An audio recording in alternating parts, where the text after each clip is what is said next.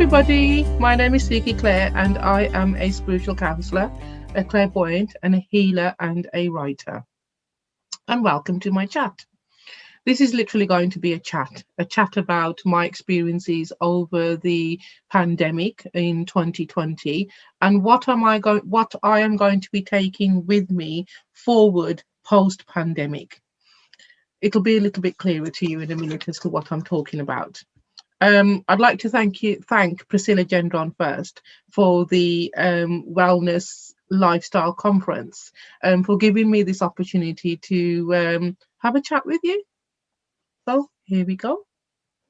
Right, 10 things that I'm going to be taking forward in post-pandemic. Number one, this is all about me. Why not? I'm important. I am going to put myself first finally, and because I am important.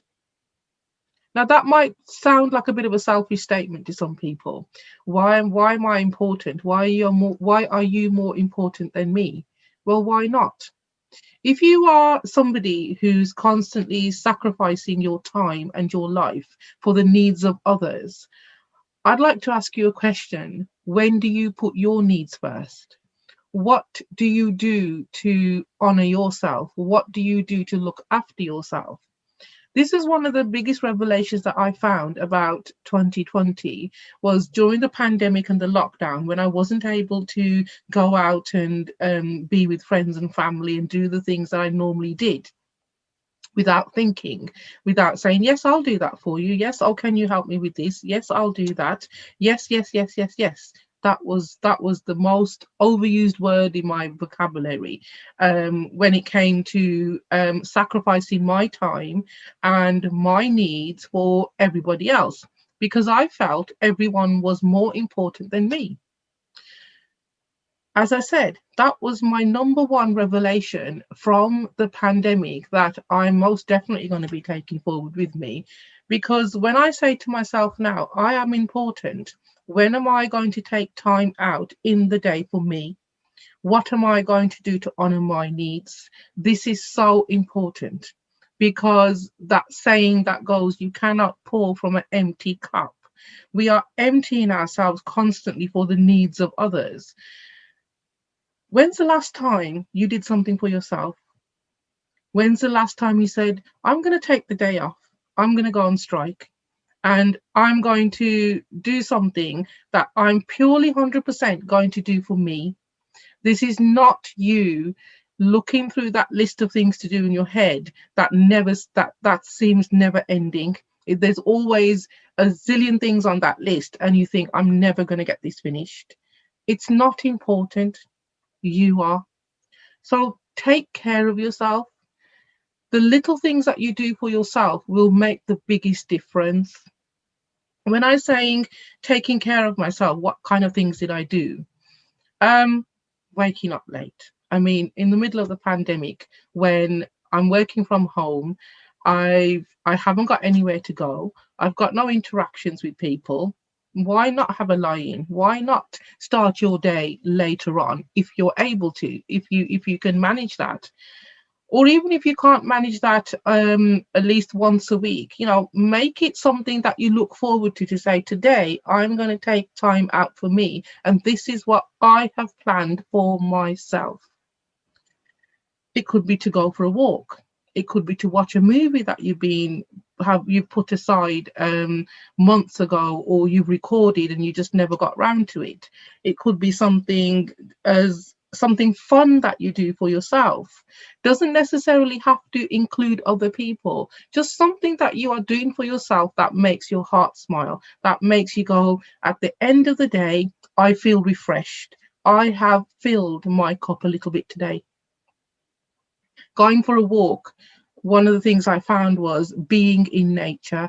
It doesn't, if you're able to, go out into a woodland area that you might have locally, or take a walk down the river, regardless of the weather. Do not let the weather put you off. I found over this last year, if I really pushed myself and I put aside the the grey clouds that were hovering outside, or the fact that it was a little bit cold, and it looked really miserable. I mean, in England, it's a luxury to have a really good sunny day. I'm sorry, but it's just what it is.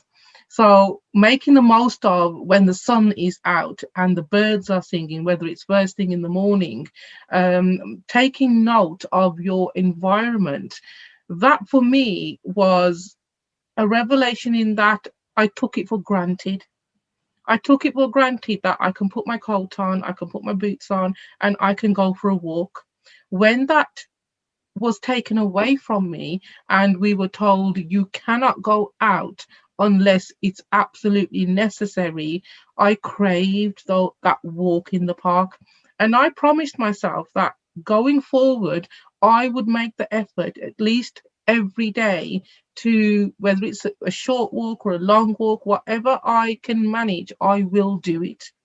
And that was another thing that I put onto myself as something that I am honoring myself for. This is about, again, it's not selfish to put myself first. It's not selfish for me to consider my needs at times above others. It's not selfish for me to say no, I can't do that. I'm sorry, but I'm not available, without giving a long explanation. Because when you are giving an explanation to somebody as to why you are not sacrificing your time for them, in a pursuit that they can easily do themselves, they don't need to ask you. It's just that they want you to do it because they don't want to do it. It could be anything. And it's about honoring yourself and saying, no, today I'm going to listen to my needs, and my needs, and my first reaction to when somebody asks me to do something now is, do I really need to do it? Am I disempowering them by saying yes? Do I want to do it? And if the answer is no, I'm really sorry, but I don't want to do that at the moment. I'm not able to do it, and just leave it at that. Whereas before, post-COVID, I would go into a long, rambling excuse or reason as to why I was saying no to that person. And I still ended up saying yes because I felt so guilty for saying no in the first place. I don't have that guilt anymore. And everyone around me who were monopolizing my time and asking me to do this, that, and the other, and I would instantly jump at, they wouldn't even finish their sentence, and I would be already there doing what they expected me to do. Now it's like I listened, and I really listen. We really don't listen. That's the other thing I found over this last year, is how little I actually listened to other people, what was really being said, and how a lot of the time I very rarely listen to myself. I'm tired. I've done a 10-hour day at work, and I come home and I put my bag down. I haven't even taken my coat off, and I'll get a phone call from my daughter or somebody in a crisis. Oh, Mum, I've got no bread in the house, and I would instantly get in the car and go to the shops and pick up the shopping for and drop it off and come home several hours later, more tired than I was when I first came in. And then I got to the point, it's like, you've got a shop down the road. Why can't you go and get the bread? It's that kind of thinking. It was like, yes, but you're more than capable of doing it. Why am I jumping, trying to be your rescuer? I had to step back at this calling that I had, that I had to rescue everybody. And I had to be there for them. And if I wasn't there for them, then they weren't going to be able to survive for the crisis that they were in, whatever that crisis was. Because in my head, it was a lot bigger than it actually was, because I had to be there. So that was a really hard habit to break. But once I broke that habit, my response now is, well, does it need to be done now? Can you not have, is there not an alternative that you could use, for giving the example of the bread, that where you can leave it until the morning? Do you absolutely have to have it now? And most of the time, the answer is, well, not really. Yeah, I suppose I could wait until tomorrow, or I'm not going shopping for a couple of days. I'll pick that stuff up for you then. I'm not saying no, but I'm not instantly doing it now. And that was really liberating. It was liberating in the fact that this overwhelming sense of guilt that I felt initially, oh my gosh, and it did give me sleepless nights. It did worry me. Because I didn't do this, what if this happened and what if that happened? None of it ever materialized because it was all in my head. I was making up these dramas and these scenarios and these crisis moments that weren't really happening, but they were happening in my head because I had said no and I was feeling the guilt. So now, no is more in my vocabulary rather than the yes. And if the yes is there, it is a case of, yeah, I'd love to help you. I would love to come round and do this with you or collaborate with you, or why don't I offer before I am asked in a crisis, or can you do this? I'll offer in advance. So, and then once I have done given my time freely and willingly without being forced to give over my time, it is much mentally and emotionally, it is much better for me because I am still filling my cup. I am still taking control over my life and my time without it being monopolized, but I am still available and helping those that need the help, but not overly sacrificing myself for their needs when they are more capable of doing whatever thing they need done in that instant later, or doing without at that time. Things don't matter. That was the other thing I learned about myself. Physical things don't matter. Now, for somebody, for myself, who's very blessed. I have things in the house. I have hundreds of books. That's one of my weaknesses. I can go out and come back with 2 3 books.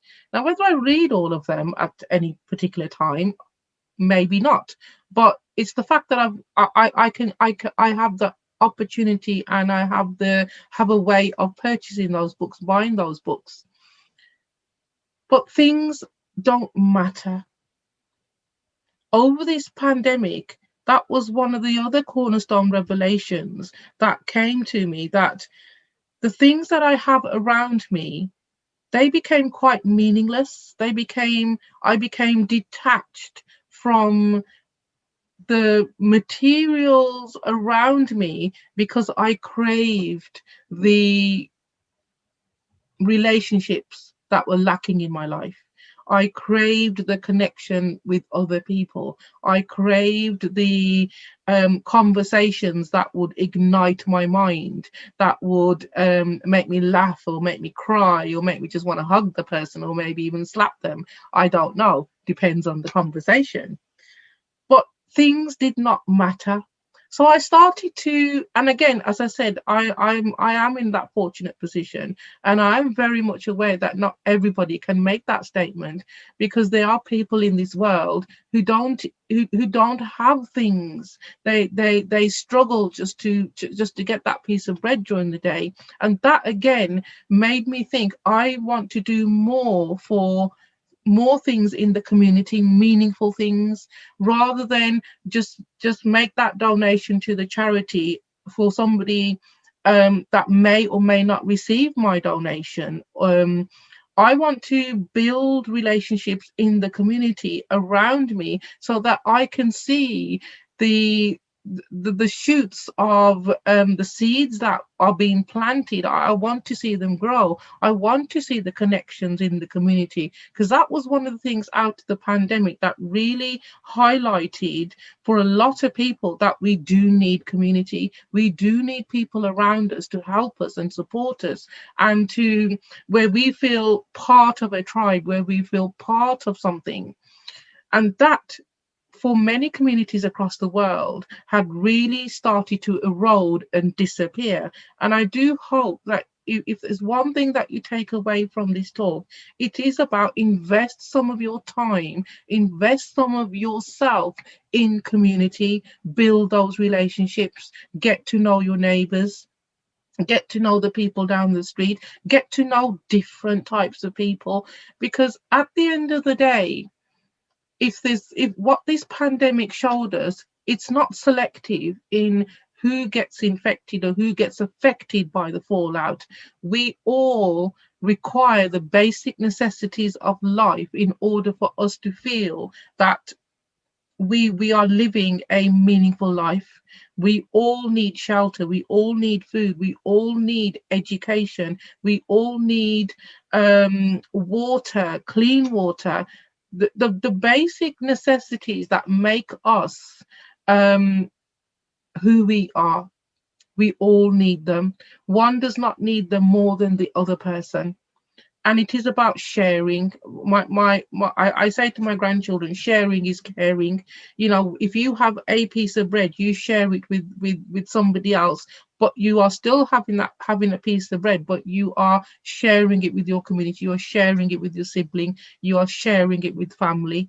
And sharing your time and sharing me with my family in a meaningful way is something that, again, I'm really focusing, consciously focusing on, making sure that my interactions with loved ones and family and friends are meaningful, not just a quick phone call to say hi, how are you, because I haven't spoken to that person in a couple of weeks and I feel a little bit guilty for not taking the time out. It's about having those meaningful conversations, sitting down and listening, and stopping everything else, not having that phone call while you are doing the washing up, or while you've got one eye on the TV or one ear on something else, but being present and mindful with that person, being 100% focused on that communication and interaction that is going on between you and that other person.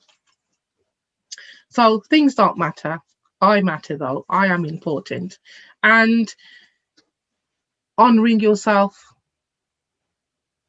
Let me move on to, and I've already spoken about saying no, keeping things simple. We have very complicated lives in the 21st century, unnecessarily complicated. And I think one of the things that, again, the pandemic has really highlighted for me is I like simplicity. Why complicate things? Keep things basic, keep things simple. They are more manageable. If you are, for example, feeling sad or feeling lonely or feeling that you need to be doing something with your life, you're feeling a little bit lost, I'm angry, I'm upset, acknowledge those feelings. Acknowledge why you are feeling that way and stop brushing those emotions and those experiences under the carpet, thinking, I'll deal with it later, deal with it now, before they start to become complicated.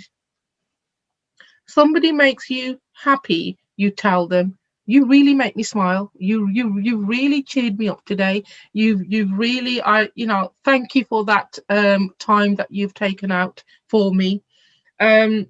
Little things in life, reminding people that you honor their presence in your life, but also keeping things simple.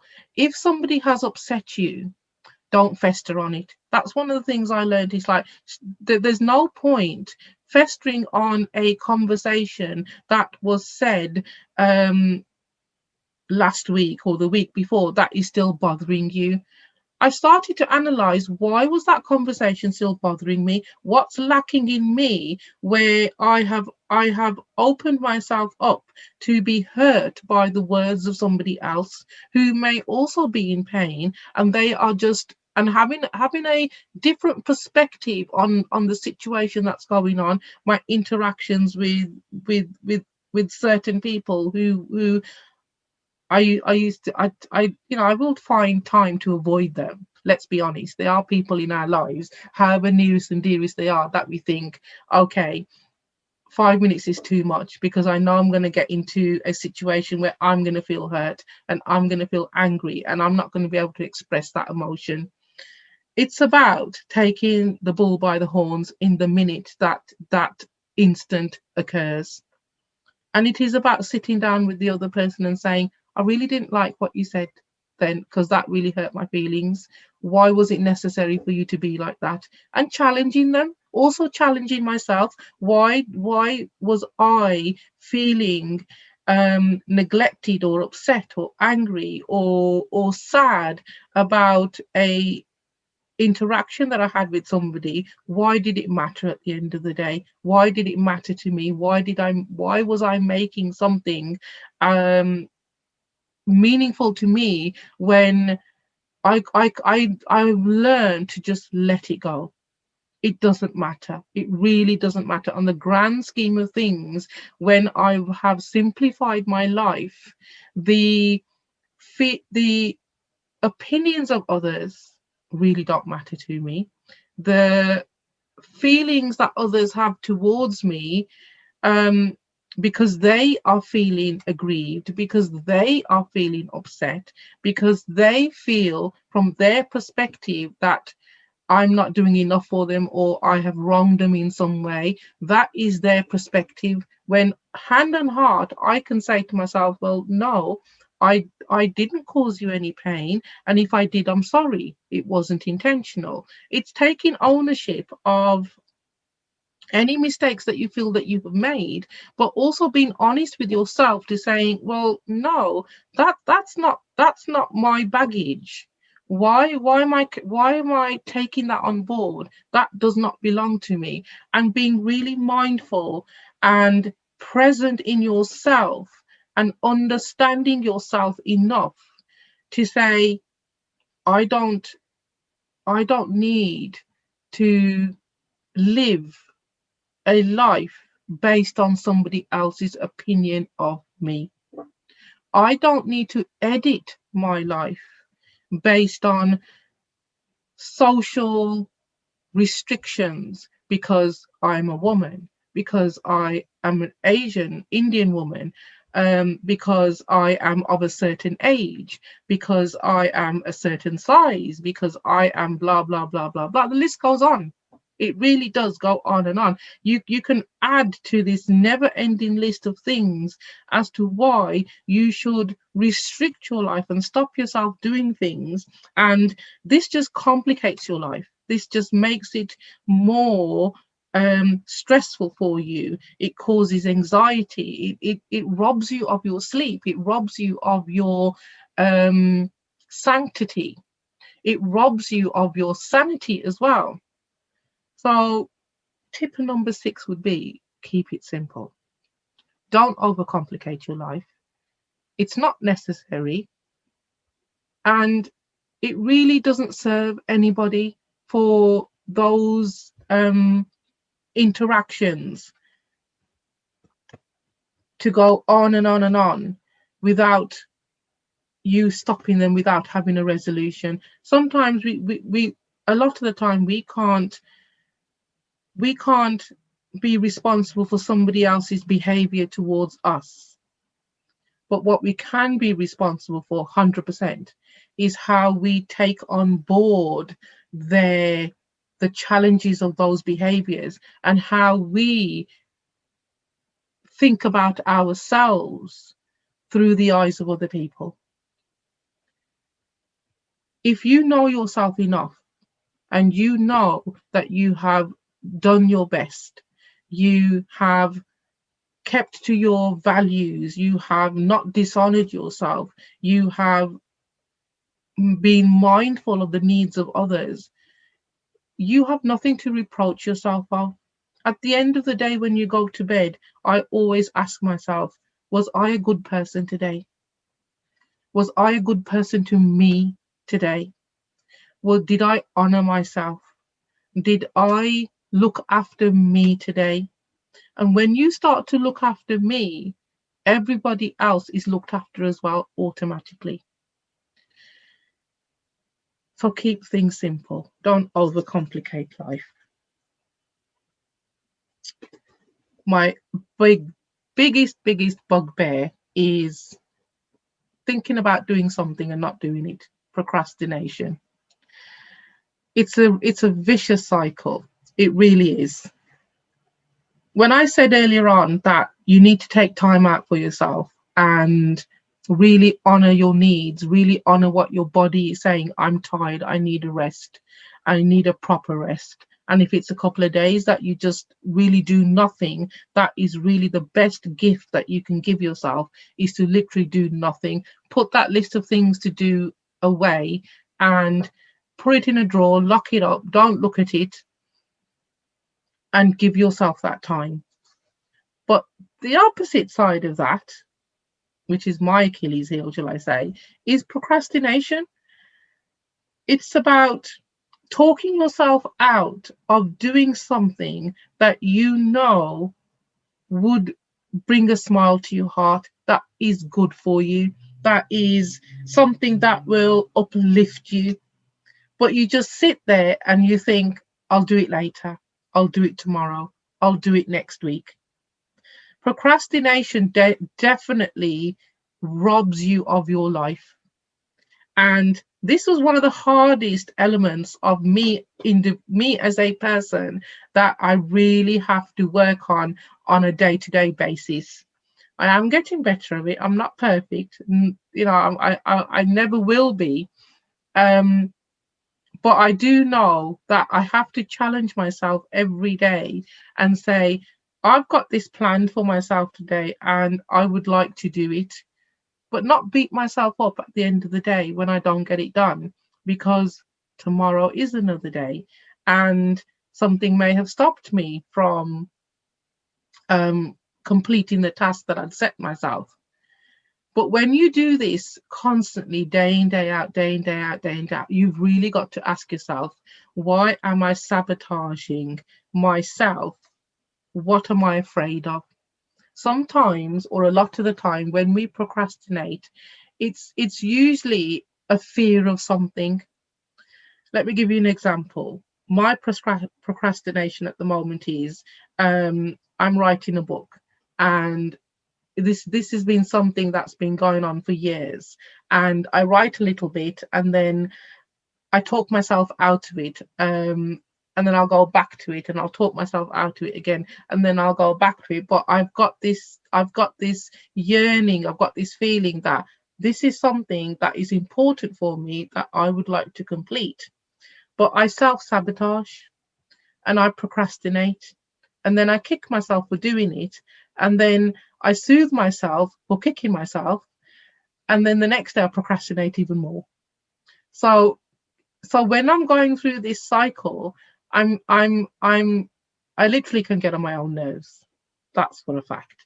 I can sit there and I can unfriend myself any moment of the day, because part of me is saying and talking to me, why have you done this again? And I don't know whether it's the fear of success, because there is such a thing, or it's I've got plenty of time. We always think we've got plenty of time. And one of the things that I have used in order to cut the amount of time that I spend procrastinating and thinking about things is to sort of really tie myself down at a time, a moment in the day where I have given myself a task to do that I have promised myself I will do. And that is about being a little bit more organized and being more focused and being more selective as what are the tasks that I can actually honestly, and being honest with myself. I'm never going to write a 10-page, 10-chapter novel in a week, because there aren't enough hours in the day. I do have other things and other responsibilities. So I have to be realistic. But I can write 10 pages in a week because that's doable. So it's about being realistic, and it's about being honest about things that are around yourself, and putting little plans in place throughout the day and throughout the week. And it's the little things, it really is the little things that I achieve on a day-to-day basis that really makes me happy. And a task that I've put myself down for, that's going to take me about 10 minutes. I only ever do three things. Something that's going to take me 10-15 minutes, something that's going to take me about half an hour, and something that I'm going to invest at least an hour of my time every other day or a day that I'm going to do, that this is what I've planned to do for myself. Now, it could be something as simple as I'm going to have a nice soak tonight, or I'm going to go to bed early, I'm going to read this book today, or I need to sort out that cupboard or something, whatever it is about the focus that you give, that what the focus that you give that thing that you will need doing, and being 100% focused on it in the time that you have allowed yourself to get that thing done, whatever it is. And it is the baby steps that you take every day that help you to grow, that really help you to stand tall at the end of the week, and you think, I got a lot done this week. I don't know how I did it, but I got a lot done this week. And then you realize that as these little hints and tips that you are giving yourself every day, they really do work. You can't tackle everything all at once. It's too overwhelming. It's too overpowering. And you just want to go and hide under the duvet because it's just too much. But when you break it down and you think, I can manage this today, that's what I'm going to do. And trust me, 2020, during the pandemic, there were periods where I really did feel very down. Um, I'm not a depressive person, but I did feel depressed. I felt depressed about the situation out there. I felt depressed about the situation within the four walls and how things had really gone downhill, where I wouldn't even, I didn't see the point of getting up in the morning and getting dressed, because it's okay. I'll just put a top on and my pajama bottoms at the bottom, underneath. Who's going to see me underneath the table working from home? But I had to really drag myself out of that mindset and say, I am important. I'm important enough for me to invest that time in the morning to put my lippy on, to put my face on, to do my hair, because that will set me up for the day in with my best foot forward. And sometimes, some days, it was a real struggle. It was a real struggle to honor myself that day. And some days I did fail, but other days I didn't. But I had, from going from more failures in a week, I went back to more successes in a week. I still have a couple of days here and there, now and then, where I just feel I just can't be bothered. And that kind of mindset sets in. And I allow myself to sit in that energy of I can't be bothered, but I don't allow myself to live there. I don't give myself permission to procrastinate, to live there. And because that's where that slippery slope really starts to get a hold of you, and it's more difficult for you to step out of it. So procrastination for me is, as I said, Achilles heel. The other thing about 2020, especially for those of us who live on our own, we don't have many interactions with other people. There is a sense of loneliness that can set in, and I will always find something to do, whether that is to deflect myself from thinking about loneliness that is setting in my mind, that can lead to the procrastination, that can lead to the feeling of feeling sad and depressed, and that whole cycle can start. But it's about me being comfortable in my skin. It's about me living in my world where I look at myself and say, you're okay. It doesn't matter about all the unnecessary stuff that we have to deal with, but I'm okay. It's okay to be sad today because that's how you are feeling. Acknowledge that feeling. It's okay to be on my own. It's not the end of the world. People live in relationships where, and I've been there myself, where the relationship is so isolating and so soul destroyingly lonely. You feel like you will never get out of this abyss of nothingness where nothing seems to touch your soul. Being on your own is not a bad thing.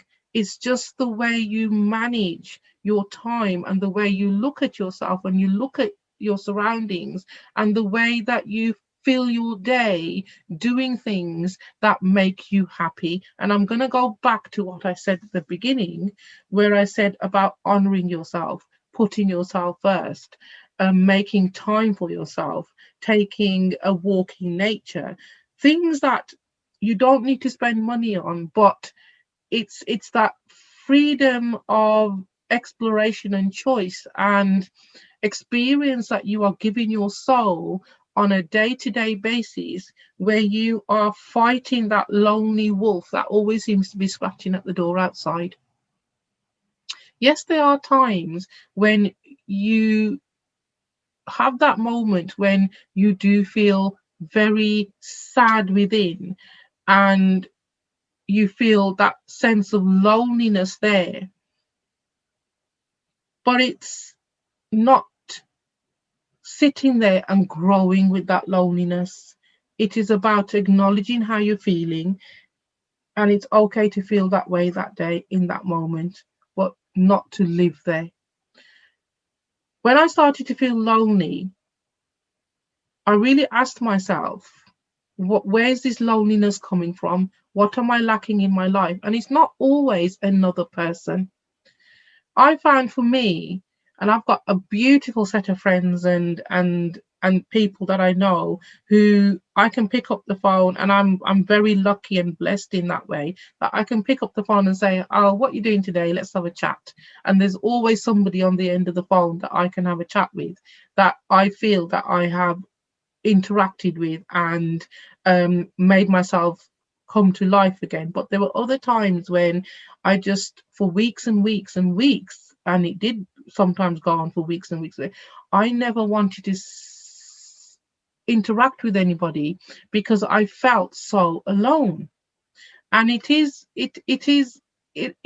that vicious cycle that you get into, that you think, well, you start to think negatively about yourself. You start to talk to yourself as if you were the worst person on the planet. And that again was something else that I really picked up this last year, is in my quietness and even in my loneliness, it was quite shocking how I spoke to myself within, the kind of things that I said to myself that I wouldn't say out loud to another person because they were very hurtful. They were very, they were horrible things. They were things that would make someone else feel unwanted, um, unhappy, and even to the point of emotional distress. And that was one of the most shocking aspects of 2020 for me, is how, when I really started to listen to how I talked to myself within myself, how much I dishonored me, how much I hurt me, how much I um, pained myself with the words that I was using. And that is something that I've consciously really focused on, and looked at my language within myself, and really I sometimes catch myself doing it now, falling into old habits, but that is something that I am really grateful for recognizing and having the time and understanding eventually of undoing emotional destructive patterns of talking to myself that really weren't not helping me. And this used to fuel, because everything is connected, this negative talk would fuel my need to be the rescue for other people and help other people, because I didn't want to be with myself, because inside of me, that person inside didn't like me enough to look after me, to honor myself, to make myself feel happy from the inside out. And that is the key to to living your life to the fullest, whatever your situation is to be happy from the inside out.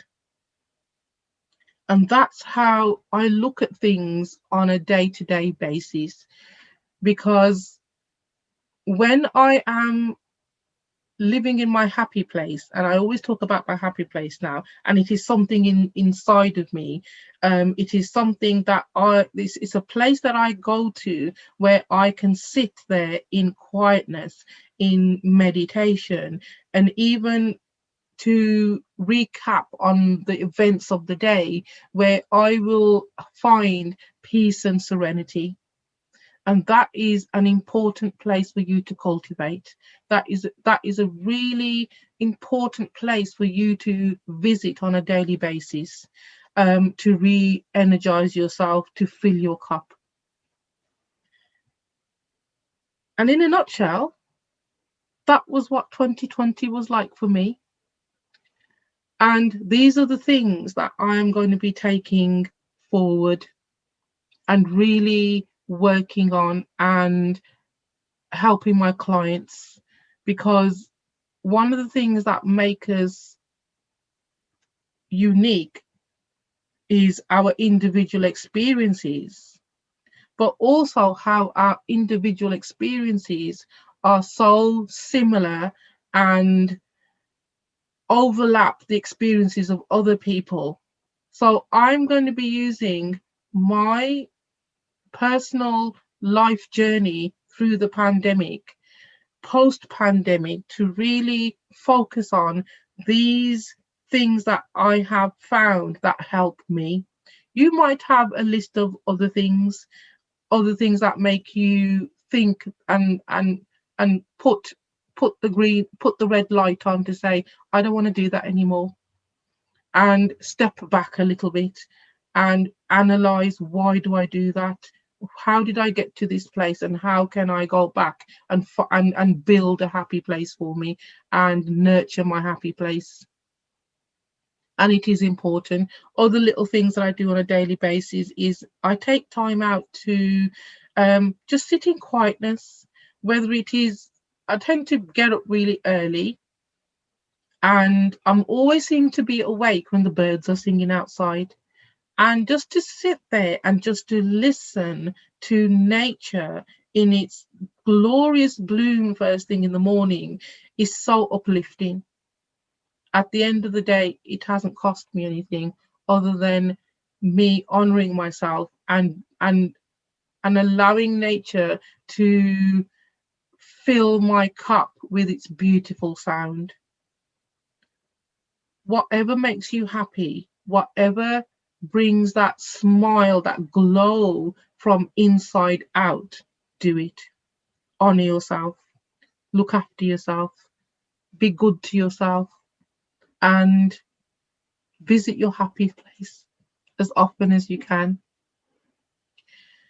And that's it. I hope that you have enjoyed this little chit chat with us, although my cup of tea has gone completely cold. And if you would like to contact me, my email address is at the end of the this talk. And I do hope that you spend some time looking at all the beautiful, wonderful speakers and who are on the Wellness Lifestyle Conference for April 2021. Look at the videos on YouTube. Whichever takes your fancy, take a pick. There's a huge selection. So thank you for your time. Thank you for staying with me, and take care of yourself. Bye bye.